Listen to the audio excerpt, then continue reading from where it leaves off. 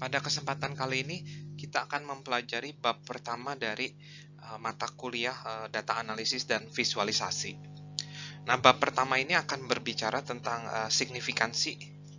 Ya. Nah, signifikansi itu apa? Signifikansi itu adalah bagaimana kita mengukur kekuatan dari data yang kita miliki, gitu ya. Jadi apakah data yang kita miliki itu sudah cukup untuk membuat kesimpulan atau belum, gitu ya. Nah, itu adalah signifikansi. Nah, signifikansi itu merupakan salah satu dari 4 pilar statistika inferensi.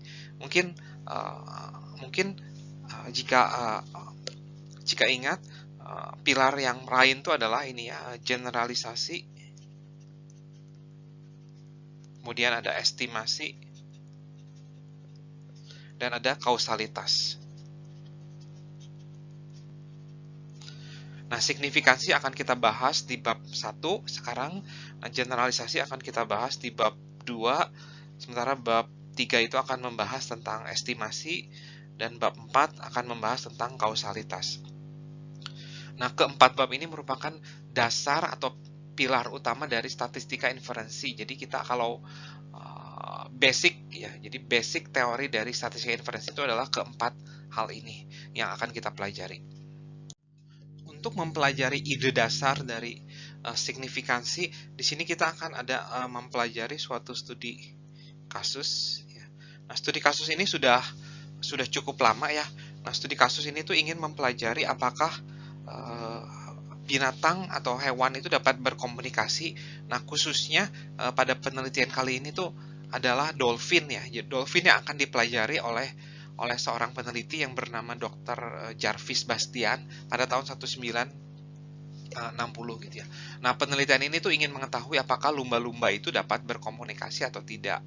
Nah, penelitian ini tuh berlangsung cukup lama, mungkin lebih dari 1 tahun ya. Jadi di tahap pertama penelitian ini, jadi si dolphinnya tuh ada 2 ya.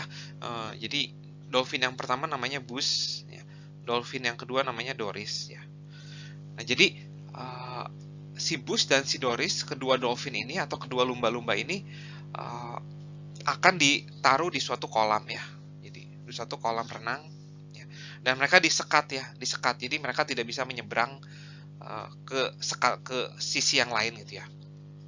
Nah, kemudian di setiap sisi dari kolam tersebut dipasang sebuah lampu sorot ya. Jadi ini ada lampu sorot nih. Ya. Lampu sorot ya. Nah, kemudian si Buzz dan Doris itu akan disuruh menekan tombol yang ada di sebelah kanan dan kiri lampu sorot tersebut. Ya, gitu ya. Nah, jadi si Buzz dan Doris itu diajarin sama si Dr. Jarvis, kalau lampu itu menyala terus-menerus, maka si Buzz dan Doris diminta untuk menekan tombol yang sebelah kanan lampu tersebut gitu ya. Jadi kalau menyala, tekan tombol yang kanan. Tapi kalau lampunya itu berkedap-kedip ya, maka mereka diminta untuk menekan tombol yang kiri. Nah, jika mereka berhasil, tentu saja si Buzz dan Doris akan diberikan sebuah snack atau reward ya, berupa mungkin ikan kecil atau pokoknya reward lah berupa makanan gitu. Nah, mungkin percobaan pertama masih gagal, percobaan kedua masih gagal, tapi setelah beberapa bulan, nah si Buzz dan Doris itu selalu benar ya. Jadi setelah beberapa bulan, apapun lampu yang signal yang diberikan, mereka akan menekan tombol yang benar gitu ya. Nah, kemudian itu tahap pertama beres. Nah, di tahap yang kedua, masalahnya dibuat lebih rumit gitu ya. Nah, jadi sekarang mereka akan ditaruh di kolam yang sama dan masing-masing sisinya tuh ada lampu sorot juga ya.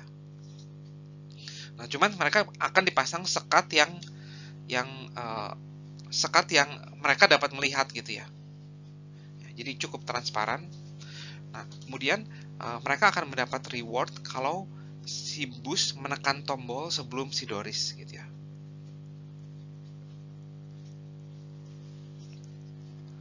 Tombol sebelum Doris. Jadi kalau Buzz yang menekan tombol duluan, maka mereka berdua akan dapat reward. Tapi kalau Doris yang menekan tombol duluan, maka mereka tidak dapat reward ya. Nah, lagi-lagi sama, mungkin mungkin percobaan pertama dan percobaan kedua itu mereka masih gagal, tapi setelah beberapa bulan dan setelah beberapa waktu, si kedua lumba-lumba ini berhasil menangkap ide masalah ini dan selalu berhasil menekan tombol yang benar dengan urutan yang benar ya. Nah, kemudian kita masuk ke tahap terakhir ya. Jadi ini tahap 1, tahap 2, kita akan masuk ke tahap terakhir di mana akan ada komunikasi di antara kedua mereka ya. Nah, kita masuk ke tahap yang ketiga. Nah, di tahap yang ketiga ini, kedua lumba-lumba ini akan diuji apakah mereka benar dapat berkomunikasi.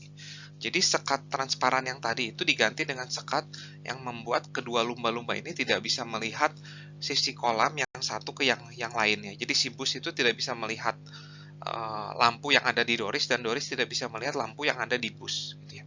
Nah, namun sebenarnya yang ada di bus itu cuma ada lampunya doang nih.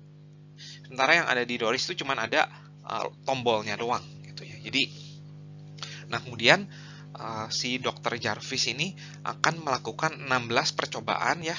Nah, jadi dia akan mencoba menyalakan lampu tersebut atau membuat lampu tersebut berkedap-kedip selama 16 kali ya. Nah, jadi kemudian si bus itu supaya dia bisa dapat reward, tentu saja dia harus menekan tombol kan. Namun tombolnya tuh nggak ada. Nah, untuk itu si bus harus memberitahu si Doris tombol mana yang harus ditekan, yang kanan atau yang kiri. Nah, jadi di sini kita akan menguji apakah si lumba-lumba ini, kedua dolphin ini tuh apakah benar berkomunikasi atau tidak ya. Jadi mereka akan melakukan 16 kali percobaan, dan si Dr. Jarvis akan mencatat berapa kali ya, ada berapa kali si Doris menekan tombol yang benar gitu ya. Dan ternyata dari 16 kali percobaan ini si Doris berhasil menekan tombol yang benar sebanyak 15 menekan tombol yang benar ya. Nah, kita sekarang bisa masuk ke dalam 6 langkah penyelidikan statistika ya. Jadi sebelum kita masuk ke signifikansi atau sebelum kita masuk ke statistika inferensi, kita akan melakukan 6 langkah penyelidikan statistika yang sudah diinformasikan atau di-sharingkan di video sebelumnya. Nah, di sini saya sudah mencatat 6 langkah metode penyelidikan statistika yang akan selalu kita pakai untuk ketika kita menghadapi suatu masalah atau menghadapi suatu studi kasus. Nah, langkah yang pertama adalah membuat pertanyaan penelitian kita. Nah, jadi pertanyaan penelitian kita itu adalah apakah lumba-lumba itu dapat berkomunikasi atau tidak ya. Jadi mungkin secara khusus karena itu adalah general, mungkin pertanyaan penelitiannya apakah Bus dan Doris itu berkomunikasi atau tidak gitu ya. Jadi, nah kemudian si Dr. Jarvis masuk ke tahap yang kedua. Nah, tahap kedua yang dia lakukan itu adalah mengumpulkan data. Jadi perhatikan bagaimana pengumpulan data dilakukan. Jadi si peneliti itu telah menghabiskan waktu yang cukup lama untuk melatih lumba-lumba itu untuk dapat menekan tombol yang benar gitu ya. Jadi mungkin lebih dari setahun untuk bisa melatih si Bus dan si Doris untuk bisa menekan tombol yang benar. Nah, setelah lumba-lumba tersebut terlatih, barulah si peneliti berhasil melakukan pengambilan data ya. Nah, jadi si peneliti hanya mengambil 16 percobaan dan mencatat apakah si Doris itu berhasil menekan tombol yang benar walaupun si Doris itu tidak melihat lampu sorotnya. Nah, kemudian tahap yang ketiga ya, jadi kita sudah masuk 2 tahap. Nah, tahap yang ketiga itu mengolah data. Nah, namun karena data yang kita ambil itu hanya 16, jadi sebenarnya tidak perlu diolah gimana gitu, karena cuman data kita itu adalah variabel yang kita catat itu adalah variabel bertipe categorical ya.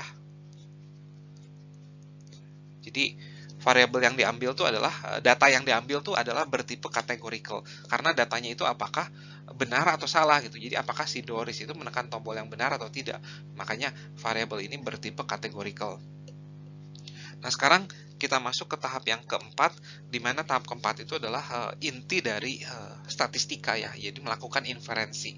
Nah, inferensi akan diajarkan pada video ini ya, jadi pada video ini. Nah, kemudian kalau kita sudah berhasil melakukan inferensi, kita akan dapat mengambil kesimpulan, dan kemudian kita bisa berpikir untuk kembali ke awal. Jadi kita bisa melihat kembali apakah ada kekurangan dari penelitian ini ya. Nah, mungkin penelitian ini kan hanya menggunakan Bush dan Doris. Siapa tahu kalau pakai lumba-lumba yang lain itu belum tentu terjadi gitu ya. Jadi mungkin aja itu bisa diperbaiki ya sebagai contoh gitu ya. Tapi sekarang kita akan berfokus pada ini nih, melakukan inferensi.